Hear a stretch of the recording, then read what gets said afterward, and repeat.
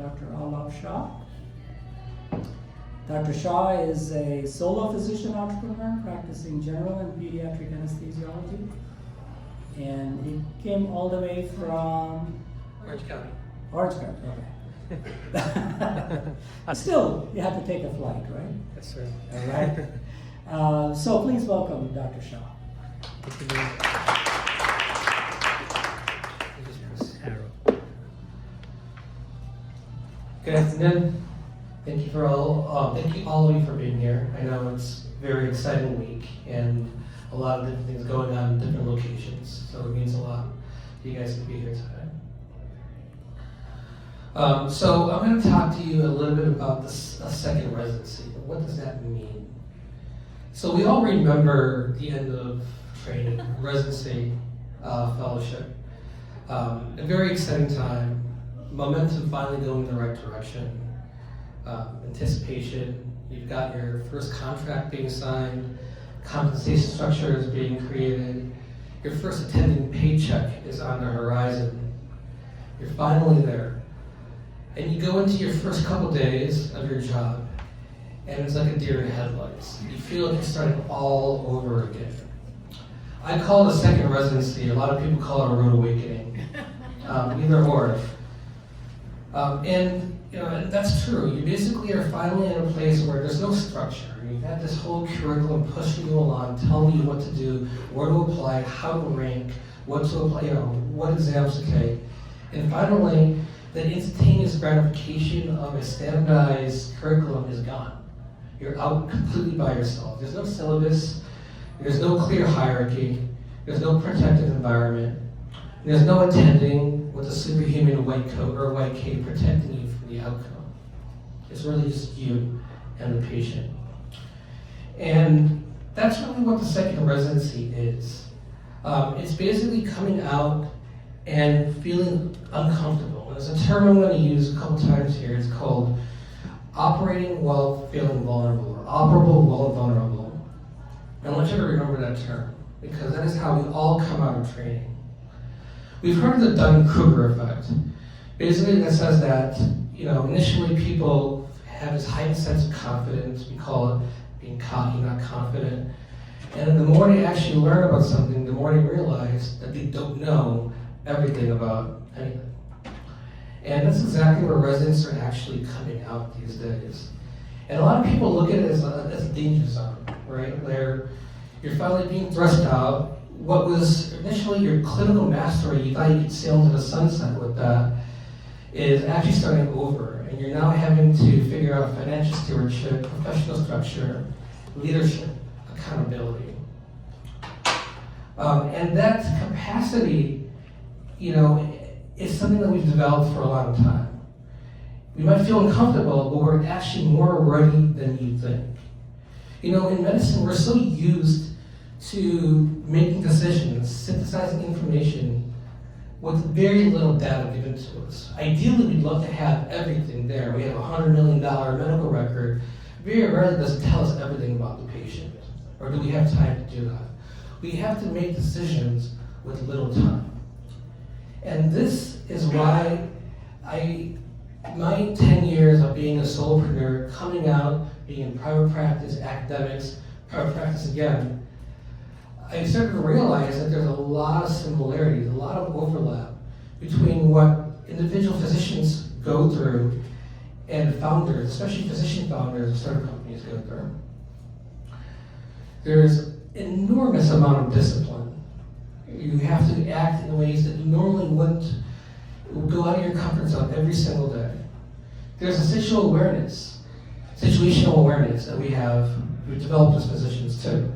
Right? We take care, as an anesthesiologist, I might be taking care of a 5-day-old. 1 hour later, I'll be taking care of an 83-year-old. Very different. The situation is very different. How we talk to the patient, their parents, is very different. And that is exactly what founders go through every single day in their communications on Zoom or in person. Patient, I'm going to be talking about delayed gratification here in a second, so I'll talk about that there. And then the respect for risk. We're taking risk all the time. We might not think that because, hey, we finished this entire thing, we know what we're doing. But we all pay malpractice insurance. We all know there is risk in what we're doing. And there's risk with any decision that an innovator makes, right? If you could make a decision and that could completely fold the company, you could lose your team, you could lose the people working for you. Or you could go several years and realize someone else has competed and made something very similar, and you're back to square one. We're always having to pivot, and doctors are always pivoting themselves, especially in the first few years. So, before I go into some action points, I want to talk about these specific alignments. How are physicians like, physician founders? So, we've all heard of these terms called the voice of the employee, the voice of the customer, the voice of the business, the voice of the process. Alongside mission objectives and a vision statement, these things are the high-level objectives of an organization. And these organizations spend tons of money to get the C-suite and the experience to cover all of this. And they still don't get there. My hypothesis, I know that physicians versus anybody else really in the healthcare system is closer to each one of these voices and can relate to them and can combine all of them into the traits that make them a successful innovator. So let's go through some of them. Delayed gratification, we've heard this term. Literally, first day when I was starting residency in Seattle, our financial aid team came to us and basically said that you guys are not going to enjoy the next few years, but you guys signed up for this. The light's going to be the end of the tunnel. The end of the tunnel is still many, many years down the road. But that's exactly what we're used to. We make cost-effective decisions. Like we eat ramen, we eat fast food to get to things. Like it's very, very, the whole concept of living on the edge is what we've really gone through. Now you look at innovation, you look at startup companies. A lot of them are on a 3 to 5 year timeline, and a quarter of them failed in the first year. 70% failed within 5 years. And I'd be willing to say that there's even more. I think the stat is about 90 to 95% of healthcare startups fail. We'll talk about a little bit, we'll talk about that in a little bit, but it's important to know that regardless of the failure, that the person behind the company and their traits is the same, whether it's a physician or a founder of a company. We're built for long timelines. We just did 10 plus years of training. Moved all across the country in places we're uncomfortable with. We built our ground, we established ourselves. And when we actually developed the capacity that being able to operate while vulnerable allowed us to develop a tolerance for uncertainty and certain patience. And it's because of delayed gratification that we are primed to be innovators, to put ourselves out there. I'm not saying necessarily be successful, and very few people are successful right off the bat. But I think there's a lot of hesitation, this 5 year timeline. A lot of people, and I do a lot of consulting, and I work with people, individual organizations, to get people to break through this barrier early on. And a lot of people really start asking questions 5, 10 years down. In terms of output, I asked a lot of my colleagues, and a lot of colleagues come to me and they're asking the same questions that some of my residents were asking me, 1, 2 years into their training. And so it kind of pains me that, we've waited this amount of time, we've delayed our gratification, yet we still don't have the stewardship or the important knowledge to function in real life. We've got the clinical mastery, but we need to bridge this gap. So the voice of the customer. We're oriented to our customers, which are our patients, not just our patients though, it's our stakeholders. A lot of studies show that when you engage stakeholders, not just multidisciplinary teams, but patients themselves, you have a much higher success rate, especially with whatever product that you're building. The modern reality is that people are coming to their appointments. We've got 5, 10, 15-minute appointments. And people are coming with more and more questions. And we as physicians commiserate, we talk about, we complain about it because we're pained. We want to take care of these patients. We want to be there for them in the same way that people were there for their patients 20, 30 years ago when you had more time. It's obviously difficult. right? We've got AI, ChatGPT for help, Claude for help now. People are coming in eventually with their huge medical records, information that the doctor may have never seen up to that point. Layered questions, intelligent questions that really can't be answered in a 10-minute appointment. But the doctor is still going to answer them, and they're going to figure it out, and they're going to come back the next day, the next week, and figure out how they can be more efficient to work with the patient. Because we are oriented to the customer, we're oriented to the patients. That's in our Hippocratic oath. That is there. So the complexity is increased, the clinical time is unchanged, but we are more firmly there for a patient, and we're more connected to the voice of the customer, and the tools that they are using more than ever. Next is voice of the process. So we all heard about Lean Six Sigma tools. Basically things to improve throughput efficiency of an organization, but if you frame it in healthcare objectives, we're talking about improving patient safety while maintaining quality, while maintaining throughput. And so that is the voice of the process. Now, I'd be willing to bet that all of us as residents, especially everyone coming out in this day and age, has done some kind of quality improvement project. It's actually required now. There's a quality improvement in patient safety track, the QAPS track that every residency has to implicate their residents, and they go through that. What's actually even more encouraging is that the majority of these residents will then want to participate more. They want to be closer to the C-suite, to administration, to the table. And so they engage, for example, the University of Washington has a house staff quality and safety committee. Other organizations will have year-long tracks where people, separate from their clinical training, will spend a chief resident year or additional year working with quality improvement for their specialty and more broadly with their entire organization. And these guys have done great jobs clinically, but also in administrative levels. And then I go to Facebook physician community groups and things like that, and I see a lot of people being like, well, I do this, I do that. Why can't I be connected? Why can't I have a seat at the table? And I'm like, why can't you? You should. Because we've all had this training. We all know the lingo. It's honestly, I scratch my head quite a bit about this, why we can't get ourselves more involved. Finally, the voice of the market. So we are continuous testers as physicians. We perform daily cognitive walkthroughs, heuristic evaluations, and A/B testing. Usability testing is extremely expensive for organizations, especially in healthcare tech where UI and UX, if it's not perfect, if it fails, that's going to be a failure of the company. No tired physician with 19 patients, in the middle of their day is going to want to add another app to their phone or open something else unless the UI and UX works perfectly in the workflow that they're really using. And so instead of spending what's about $12,000 to $18,000 on average for a panel of 8 to 10 people in a focus group, you've got clinicians that are there every single day, essentially for free, being able to provide that feedback. There is a significant disconnect here, and we see that, for example, in Epic or Cerner, we have these great workflows, but then there's also these business intelligence workflows and dashboards that we rarely even get to see, and we want to see. We are so used to patient safety and quality improvement reports. It's such a parochial view. We don't realize this is a huge intelligence platform that we could be engaging with, potentially participating and building on with our C-suites. There's a big cost in that disconnect. It's intangible, but we all feel as individuals when we feel that we're not making use of our skill sets when we're in the hospital ourselves.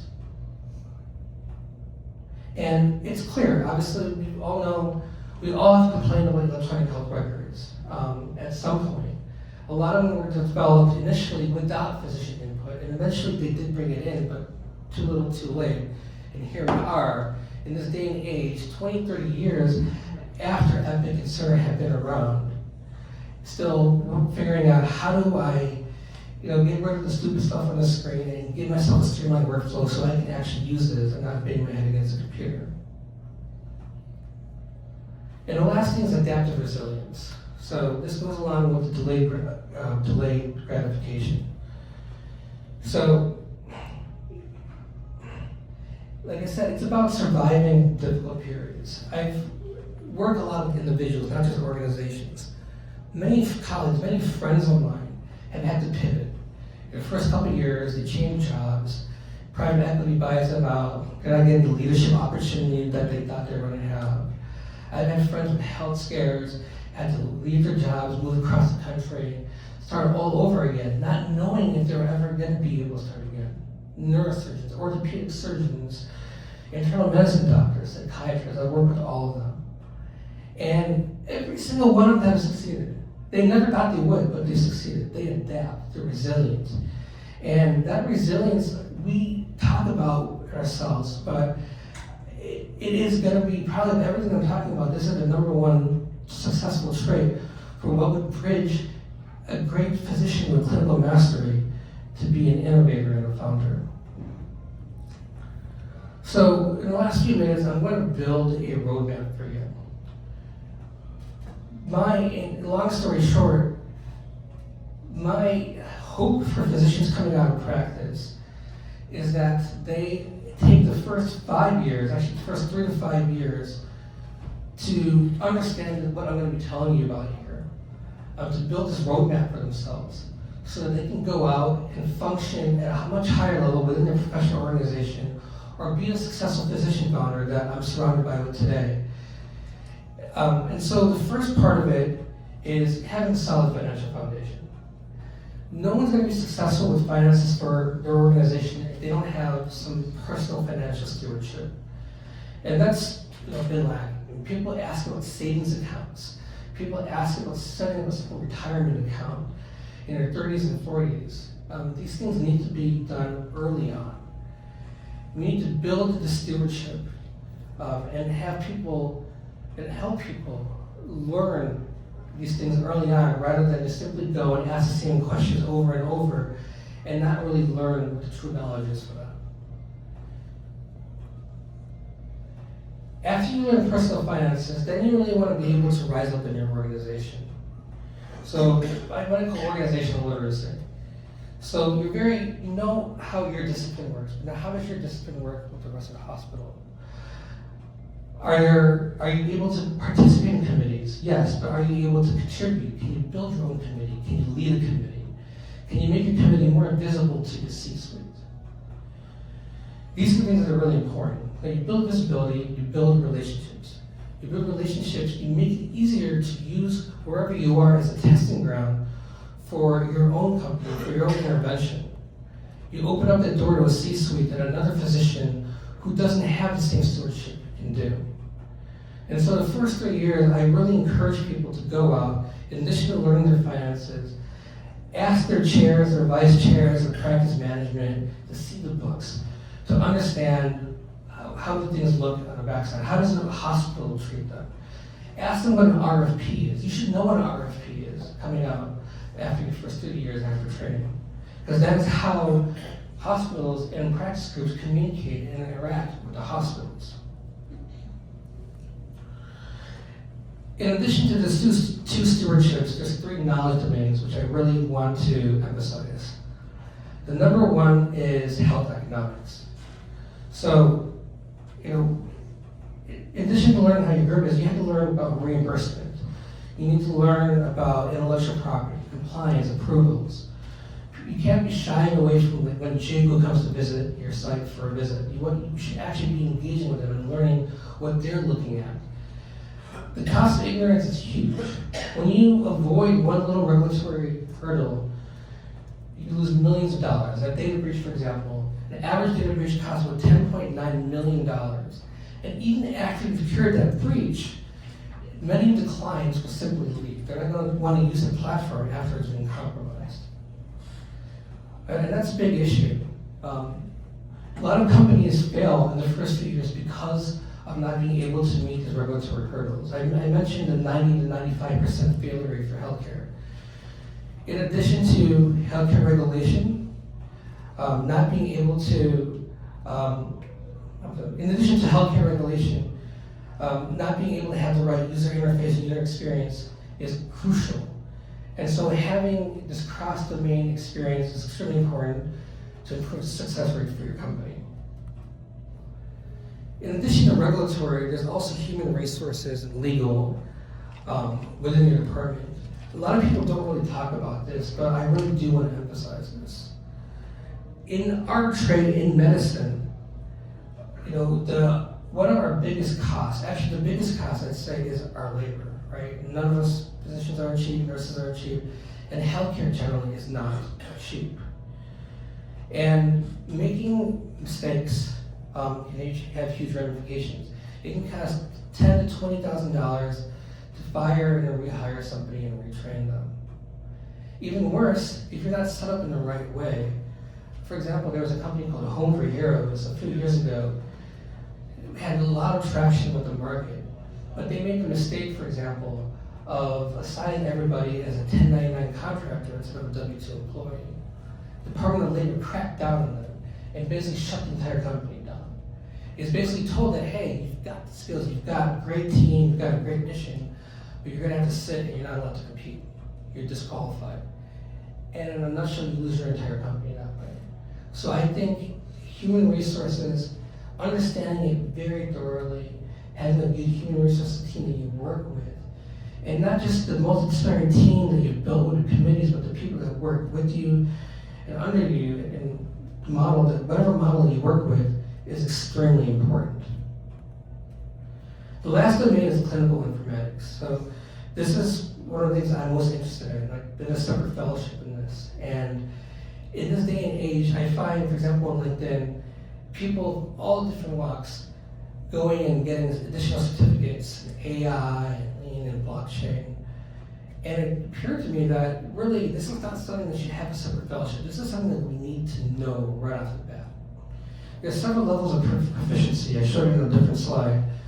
But this is something where really the expectation is to be proficient. So the majority of, again, what we do is user interface, user experience, but it's also interoperability. You hear the term quite a bit. My goal is for people, after several years, after 3 or 5 years in an organization, to be able to sit down at the table with somebody in IT, in another discipline in the hospital, in another hospital period, and be able to talk about how to gather your data and run a study and get some data for your C-suite. Not within weeks or months, which is what typically happens with an IRB study, for example, but within a day. Interoperability is a huge thing you've all heard about. We've been talking about it for about 15 to 16 years now. There's been so much government funding, so much regulation just around that.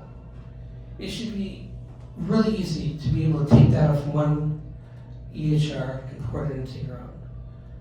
In any organization, especially when you have the resources. And having that knowledge, this fund of knowledge, to be able to go and talk as a consultant, not just have to rely on someone in informatics to do that, is huge. My own pain point from this was, at a previous job, I was director of clinical informatics for our department. And what originally started as a 0.2 FTE role became 0.1, then became 0.05, and then it became 0. And so then I was handling clinical informatics projects while I had patients on the operating table, multiple on the operating table. And it occurred to me that even 0.2 was not enough. You can't have a 0.2 FTE person handling all the informatics for your entire department. It makes no sense. There's so much work to do.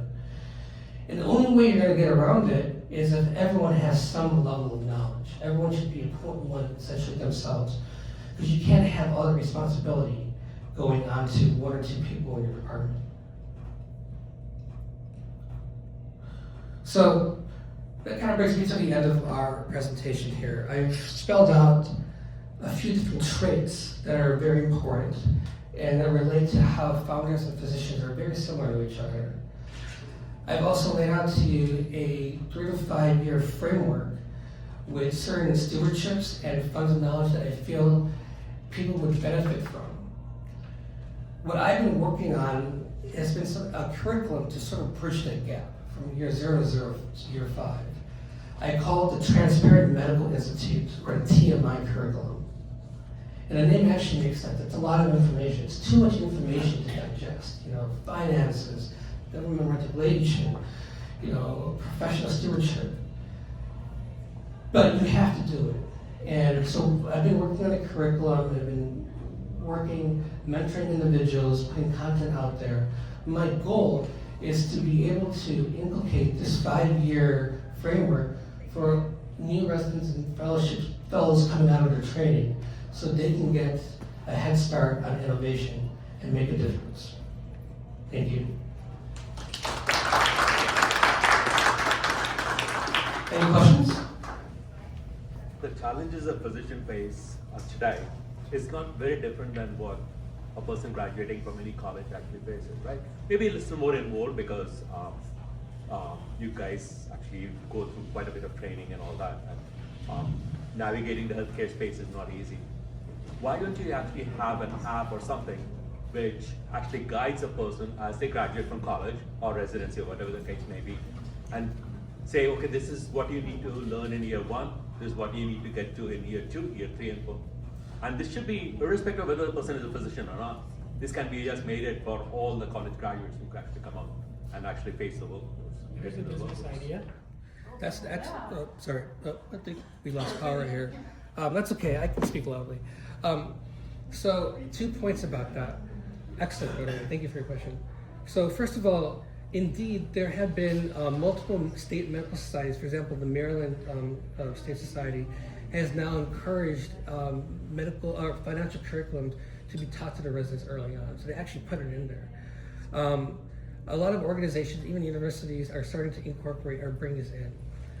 I actually worked for a company called Andwise. I was an advisor for them a few years ago. The company's not around anymore, unfortunately, but it was actually doing exactly that.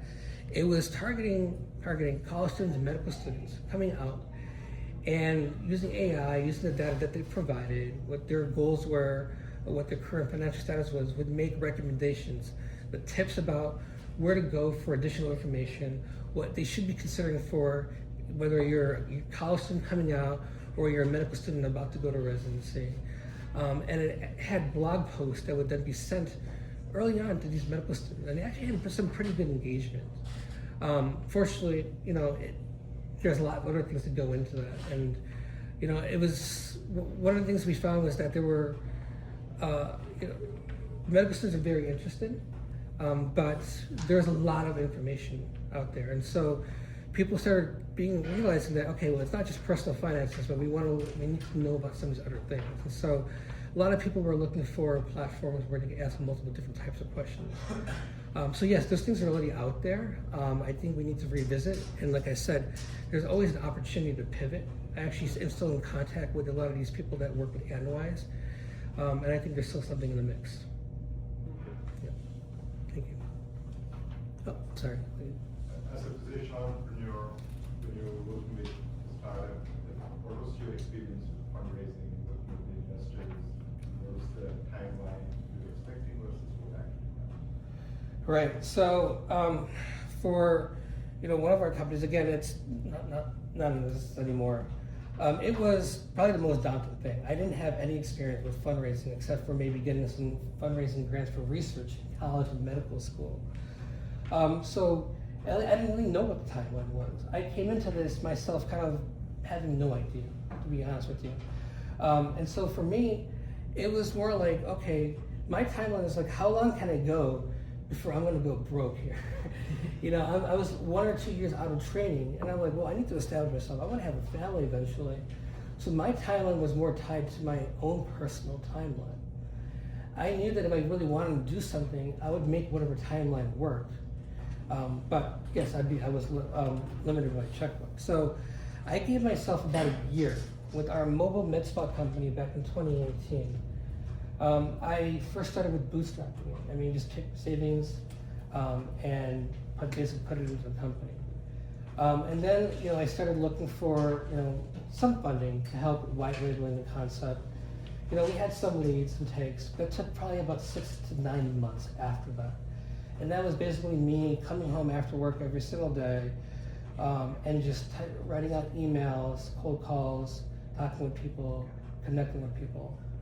Honestly, I found for that specific company that I didn't really get the fundraising that I want, but I got the connections that I need.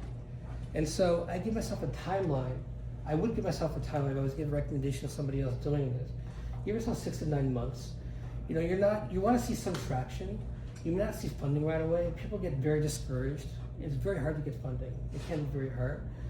But you need to get traction. If you have other people that are at least engaging with you, connecting, at least talking with you. For our mobile med spa concept, we were able to build an entire advisory board for free. I didn't have to fundraise for that.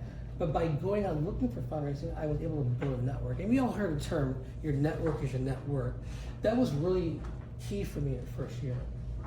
For some other opportunities I've been in, it's really random.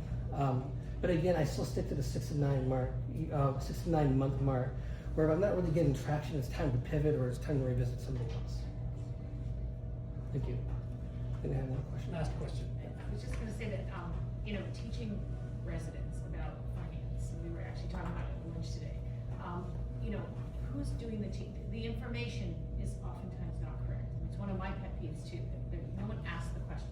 No one ever asks. When Jaco comes in and says it has to be this way, what was the origin of that? Like when somebody asks, like you have to change this in the OR to something else in the OR. What was behind that? And if you actually dig a little deeper, you find out that there's not really a good reason behind a lot of these things, other than somebody made a deal somewhere, somebody liked the rep, somebody changed a brand because they were taken out to dinner, whatever it is. There's a private equity acquisition that changes where your vendors are coming from. So how do you, when you teach the residents, how do you get the teachers to know how to teach it? That's a very good point. So the first, the first thing that I figure out is, am I answering the question that they're actually asking me? And I think that's the biggest thing. When residents ask me like this, a lot of times they ask me, for example, about professional questions, or they ask me about regulatory questions. I've actually been a mock surveyor for Jaco, so I'm able to actually answer some of these things for them. But it really comes down to what they're asking. And so a lot of them are actually asking about, what is this going to be like? What does the landscape actually look like for me 1 year, 3 years down the road? Am I going to have a job? Or is this going to be this strict? As soon as I finish training. And you're right, there is a lot of mixed information out there. I think it's great that there is people volunteering putting information out there. But veracity information there needs to be some kind of formal curriculum to kind of help give some more value, to show that that information is well evidenced, has been well vetted, not just by the individual, but by other people with professional input and professional expertise. Thank you. Good question. Thank you.